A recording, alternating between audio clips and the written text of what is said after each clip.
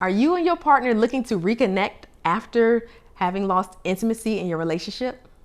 Well, we're going to give you 3 steps on how you can get it back coming up on the Derrick and Rachel Harper podcast. You're listening to the Derrick and Rachel Harper podcast, where you get strategies on how to increase intimacy, build a meaningful connection, and increase communication. Gain clarity on your intimacy at www.derrickandrachelharper.com. Now, here's Derrick and Rachel.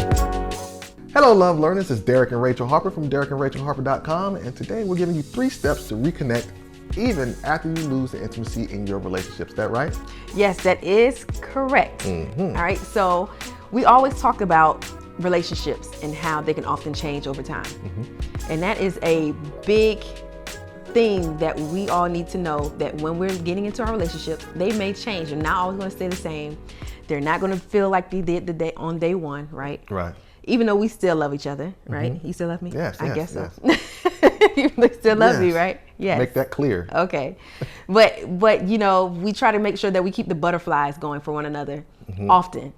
And if you get too complacent in your relationship, then a lot of times you have to try to find ways to reconnect, because you will become disconnected from one another. Right.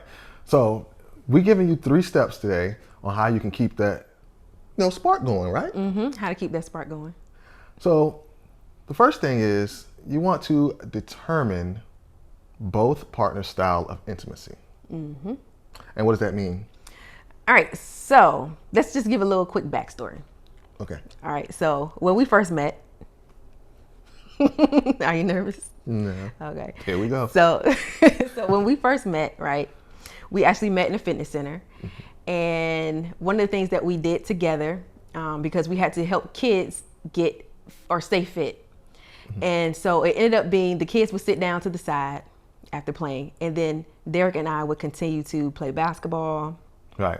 play volleyball, and all those type of things, right? Yeah, we were supposed to be working. We were supposed to be working. We were. I mean, we was working, but we was kind of flirty as well. So some people might think, okay, you're flirty when you're playing volleyball and basketball? Yeah. Yeah. Actually, we were. Now, he Especially probably when she was. tried to back me down into the paint. I was like, You know what I'm saying? Go up for a rebound. Or something have like your that. way. So for me, that was the beginning stages of us starting to date, and we weren't even dating. We weren't even dating at that point. No. Well, well, how it happened was there was the center director, right? So he was like, hey, you have this program, and you're our guy for this program, and you just run the program. So what I didn't know was that he actually wanted me to come up with some type of curriculum or, some type of program, an actual program. They wanted me to come up with the program. I thought that the program was just the program, the morning program. They just come in, have their breakfast, play a little video games, and do some homework before class, and then they go. But they actually wanted me to come up with a program. So the director, and I always want to just say his name, but the director just said, hey, why don't you go ask Rachel to help you with some activities that you can do with the kids in the morning time. So I was like, okay, so I'll go, over and ask her. But before that, when I first saw her walking in to the center, I was like, oh my gosh, I got to have her. She's beautiful, and I was like, how am I going to do it? And it's just awkward just to come up and say, hey, how you doing? I think you're kind of cute, So it had to happen naturally. So I was like, well, this is a great natural, unnatural way. A great natural, unnatural way to actually get her to talk to me and actually build some type of rapport, because that's what we want to do. We want to build a rapport first, so that I could, kind of win her over. And so there was a great opportunity, and it presented itself, and I was able to talk to her, and we built the connection just by, doing the things that we loved and actually doing it at work. Yeah, and we supposed to be working. I mean, it looked like we were working. Yeah. But after the kids got a little lazy and stopped playing the games that we told them to play, we was like, all right, let's keep going. And they were funny, because they were like, that's your girlfriend. I was like, no, it's not. They said all that? Yeah, they said that. They said like, oh, that's your girlfriend. You guys are gonna be dating and all that. So wow. See, kids be knowing. Kids be knowing. And I was like, that's not my girlfriend. Yeah. So we, that's the way we reconnected. And I say all that to say, my style of intimacy is recreation. Right. So I can get flirty and start to have googly eyes for Derrick when we're doing things like walking on a trail or playing basketball, working out together, you know, all the leisurely things that we like to do. Even when we went fishing, you know, back when we lived in Virginia, we went fishing a couple of times. So just little leisurely recreation things like that. It don't have to be anything where you're sweating hard and whatnot. You know, like I said, fishing, you just sit there, but you're building a relationship with one another because you're sitting there, you're talking, waiting for the fish to bite. You know, so for me, my style of intimacy is recreation. So for Derrick, it's a little different. Yeah, for me, it's physical. So I like the touches and I like the kissing, and that might sound a little bit different coming from a male. You think? That's usually a female trait. Not to say anything about my manhood or anything like that. No, but, I don't think you know, that's what I enjoy. I enjoy the kisses and the hugs and you know all the other things that come along with the physical intimacy, and it's not always so much as a touch. Sometimes it's just a look. Just look at me a certain way, or just you know acknowledge. So that physical part of it, that's what I love. And so with us being doing the recreational stuff like she did in the beginning, you know, I was able to get some of those touches, even though, you know, she was pushing up on me, and I was like, ooh, and you know, so I got a chance to, you know, get that physical part of it out of her while still being conservative, and you know, she was still a nice girl. She wasn't like running around just grabbing me and stuff, but she, you know, she would play basketball, and you know, she would put her body on me when I didn't do all that. Try to back me down in the paint. And so I was like, okay. I didn't do all that. Is he lying? Yeah. No, but it's like touching his arm. You know, I mean, a couple of touches. You know, it's just like a male. When a male sits down with a female and he touches her knee, you know. So little subtle things like that. When you're playing basketball, you can do like little subtle touches. Or if you're walking on the trail, you know, you just hold his arm like this, you know. So when we're sitting like this, or you know, we're arm in arm, then he's getting his physical intimacy needs met, and then if we're walking on the trail doing this, then I'm getting my intimacy needs met. So that's why it's important for you to determine the intimacy style of both of you guys. Right. It's very important so that you both can have a connection, keep it going, not get complacent, not get lazy in a relationship. You can say, okay, you need this and she needs that, or whatnot. So it helps you stay connected. Right. You have to know. So number two, become intentional with your communication. Become intentional with your communication. That means that you need to be precise. All right. You need to consider the feelings of your partner. All right. And what else?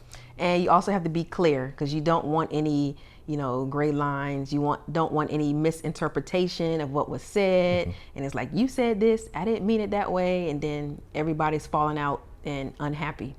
Right. And I've seen this, especially with us, and today especially, because I had to be clear with my communication with you. Don't give me that face. I had to be clear with my intentions with my communication with you, because I wanted to do something, and I knew from being intentional before that I need to make myself clear when I'm talking about doing this thing that I wanted to do. Right? I just wanted to make sure that I had to say, no, this is what I'm going to do. I acknowledge what you said. This is what I'm going to do. This is what we need to do moving forward. Right? To be clear, because sometimes we say things and I'll say, well, you said I could do this. But then she'll say, well, I said that, yes, but what I meant was, so that means we have to be clear and concise and make sure that we are speaking the same language, right? Honestly. Yeah. Yeah, because again, misinterpretation can definitely make things go the wrong way. I think that for Derrick, he's the better communicator between the two of us. So he's like, okay, this way, like he's precise. He can be very clear. And you know, us women, we think men are mind readers, because they are, right? Men are mind readers. Yes. Yeah, right. But oftentimes we go down that road. We kind of say something that we don't mean and think that a man could read in between the lines. And so I'll be the one to go ahead and admit it. Men cannot read between the lines. Good.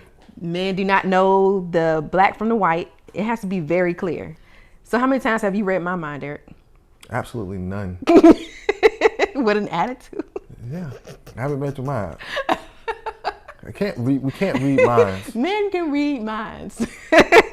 No, we can't. No, they can't. They can't, ladies. Men cannot read. They can't. As much as we want them to, as much as we say, are you going to the store? They say, yeah, I'm going to the store. And then you say absolutely nothing. And then they come back with nothing for you. Right. And then you're like, why you didn't pick up some Oreos for me? Because you didn't tell me to. But you should have known that I was thinking about Oreos and that I wanted some cookies. Yeah. So be clear, be precise, consider the feelings of the other person. So when you're doing these things, right, you have to be considerate of the other person's feelings. Yes, please. Okay. Especially when you're communicating about the intimacy and your intimacy needs, because that is definitely one of the biggest things. If you get wrong, it's going to go south, right? Real fast, really quick. So consider your partner's needs when it comes to your intimacy. So if the person says, hey, I like when you touch my arm, but I don't like it when you touch it and you pull me, just for an example. I don't like it when you touch it, when you grab my arm and pull me. I like it when you touch my arm, but don't grab and pull me, right? And you might not think it's a big idea, 'cause, what's the big idea, right? Well, it's that person's feeling. We don't get the chance to tell people how they should feel, right? So always be considerate when you are talking about your feelings, and always consider the other person's feelings.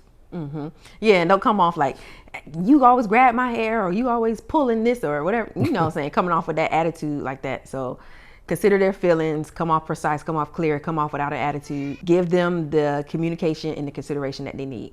Tip number 3 is to affirm what you hear. So what does that mean? That means after it has been communicated, the needs of either yourself or your partner, you have to affirm what you hear by taking action.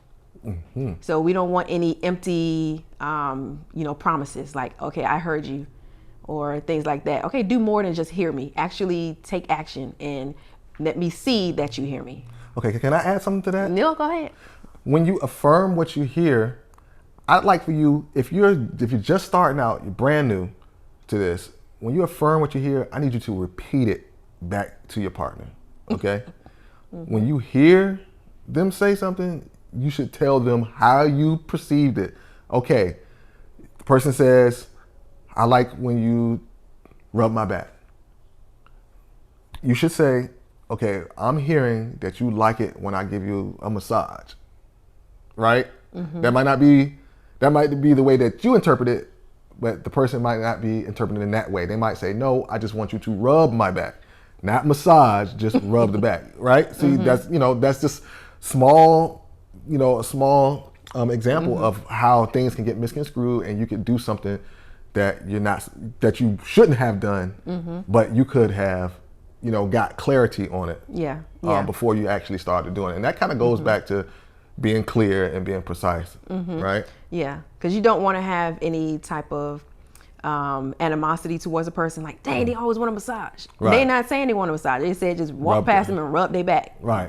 Give them 2 little rubs and keep it moving. Yeah, and you can see how that can be misconstrued in a myriad of different ways, from being in a relationship and having feelings and expressing your feelings in a certain way and saying this or that, being specific, and the person might still take it a different way. And I'm pretty sure some of you are going, yes, I understand exactly what you mean. Because it happens all the time, right? All the time. Yeah. So make sure that you repeat back what you heard to the person and then affirm with your actions. Yes. I think that's a better and safer way to do it. Yeah, right. Like it'll save yourself too. Because you might be thinking in your head, like I said before, oh my gosh, they want so much. Or whatever the case may be. So just make sure you are definitely letting them know that you hear them, asking them, okay, is this the correct way that you're saying it, or are you am I interpreting it the correct way? Right. And then go ahead on with the actions, because nothing is worse than telling someone something and then they just saying, yeah, I hear you.